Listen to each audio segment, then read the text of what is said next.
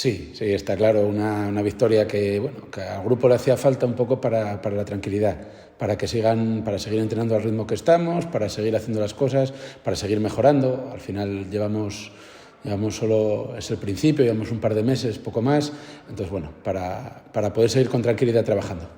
Sí, bueno, en ese sentido, eso refleja un poco lo que somos, el equipo más goleador, el más goleado. Es verdad que nos está costando un poco controlar ese tema y tanto para arriba estamos bien y nos falta todavía tener eficacia, tenemos muchas opciones y es verdad que atrás nos está penalizando, muchas veces balón parado, errores individuales. También sabemos que nos va a costar y que eso lo vamos a pagar por ser gente joven, que empezamos en la categoría y esos errores son normales. Sí, Alex, además es un chico ya conozco de tiempo y sí, nos va a venir bien para reforzar prácticamente todas las posiciones de la defensa, que al final tenemos a Jorge lesionado, a Rodri lesionado, entonces sí andábamos por ahí un poco escasos de efectivos.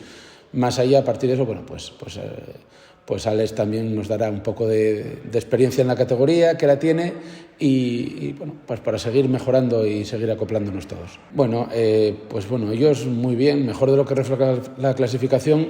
No en vano, los 5 puntos que lleva son 5 empates, es decir, en todos los partidos estuvo compitiéndolos y estuvo ahí. Y luego el partido que perdió la semana pasada en Andés, sabemos que Andés va a ser un sitio complicado, fuera de casa y demás.